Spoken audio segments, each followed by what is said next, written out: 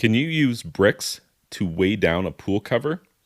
It's really not a good idea to do that. I mean, there's a host of better options available to you, and there's a pretty good chance that your cover could fall in. I mean, there's a number of different reasons why that could happen, and it wouldn't be uncommon at all to open your pool in the spring and find a couple of bricks at the bottom of the pool. Hopefully, you have maybe a concrete pool, and those bricks, well, they didn't really cause any damage, but what if you have a vinyl liner pool? What if you put a hole in the bottom of your vinyl liner pool from these bricks now?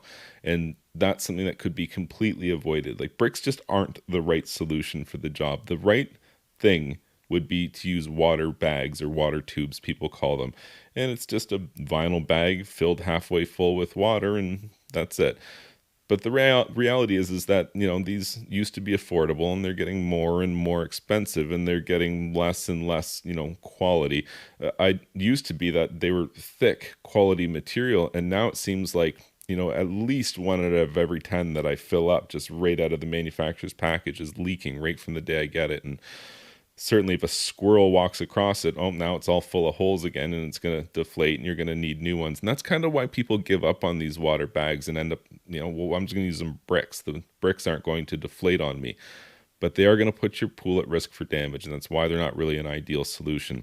If you were frustrated and really wanted a better solution than the water bags, or at least an alternative, let's say, before the water bags, we used to use sandbags. And so that's something that you could go back to. I mean, it's kind of old school now. Maybe it's not ideal, but chances are these sandbags aren't going to damage the pool should they fall in, and they shouldn't fall in if you install your cover correctly.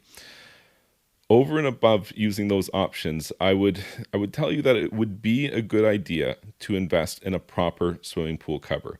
Modern swimming pools really should have a safety cover for the winter. And yes, they are pretty expensive, and everything is pretty expensive for pools. What can you do? But the thing about safety covers is they're not really all that expensive, and they last one heck of a long time.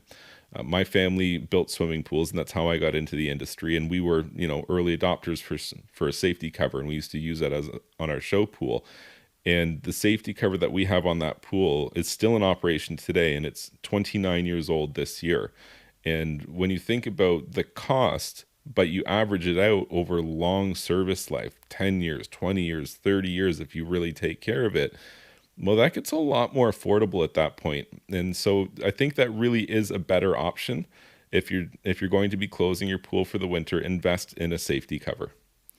If you found this information helpful, please be sure to like this video and subscribe to my YouTube channel.